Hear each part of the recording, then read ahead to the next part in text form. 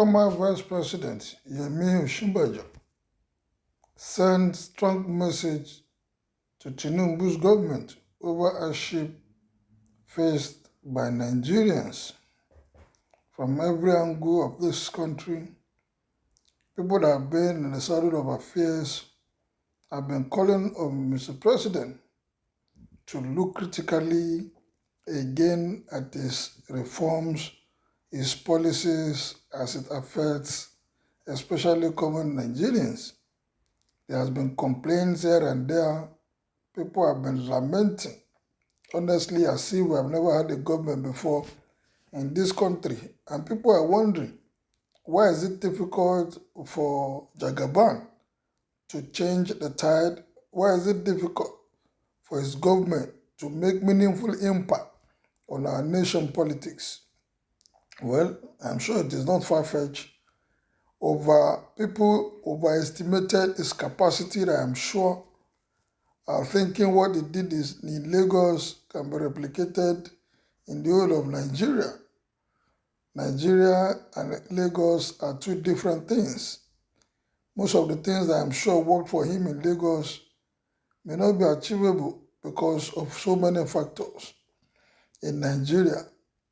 Well, let's hear what Mr. Former Vice President is saying to Tinubu. Former Vice President Professor Osinbajo has called on President Bola Ahmed Tinubu to address the widespread economic challenges affecting millions of Nigerians. Osinbajo made the call while speaking at an event in Lagos, Women in Management in Business and Public Service Conference. The All Progressive Congress chieftain cited the need for social welfare programs and policies to improve daily living conditions, which he said has become difficult for many due to the rising cost of essential commodities. Things that people easily could afford before now is now a challenge, that even the take-home is not taking anything home at all. Osinbajo advised that Mr. President should look at his policies and see how Nigerians can survive. Children are suffering from the impact of rising food prices, and we must address this crisis. We need stronger social safety nets to ensure that the basic needs of our people are met. Osinbajo called on government to take swift action to address the rising prices of basic necessities such as food, transportation, and housing, which has made daily life challenging for countless families. Osinbajo also highlighted the country's education challenges, particularly the literacy levels in northern Nigeria, which over 67% of women are reported to be illiterate. Well, that one is man-made. That thing has been there for long in the north.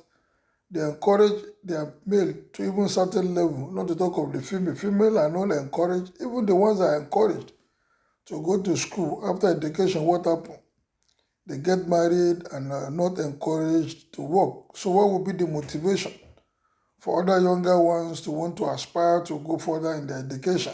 After all, at the end of the day, they will be in their husband houses doing nothing, not working and contributing nothing even to the family. So there's no encouragement, and the leaders there, they use religion to tie most of these people down to think outside of the box that, look, one man cannot continue to shoulder the responsibility in a family, and you see them getting more than 1, 2, 3 wives at a stretch, and at the end of the day, nothing to add to the growth or the benefit of their families, not to talk of the society. Osinbajo noted that education is the cornerstone for a nation's progress, and warned that Nigerians' growth will be severely limited if half of the population lacks access to education and economic opportunities. A country where half the population is socially and economically disempowered due to illiteracy will find development difficult, if not impossible. Proposing solution, the former vice president said we must invest in education and provide opportunities for economic independence for our people, especially women. This is a critical part of creating a fairer and more prosperous Nigeria. Well, those that to drive this, especially for me in the north, they seem not to care about all this policy. All they're after is power, power. After all, they have been there. What have they done for their people if it's limiting it to the north? But generally in the country, things are not rosy. Well, Nigerians are reacting to his comments. Let's hear from them. Hardship started from your tenure, someone said. But it is not like this during their own tenure. Things are far, far more difficult. Nigerians are used to one of these three things, if not all. Every day collapse national grid, dollar increases against naira, increases in fuel from price. I'm saying the Tinubu is not a listening president. Of all warnings and advice by Nigerians and well-meaning people in the country and outside the country, is surprisingly sticking to a dogmatic renew hope agenda that is absolutely meaningless.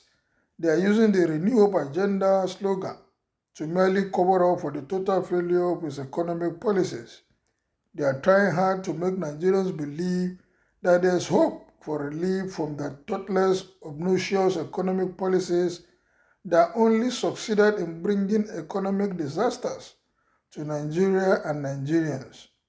A government that didn't win the presidential election, which is widely known, can only be disastrous for Nigerians, and that's exactly what Nigerians are going through. And worse still, the president is not listening to the hues and cries of the people, but is bent on carrying on with the meaningless and hopeless renew hope agenda to the utter detriment of the people, while the political class in the government are enjoying all the bounties.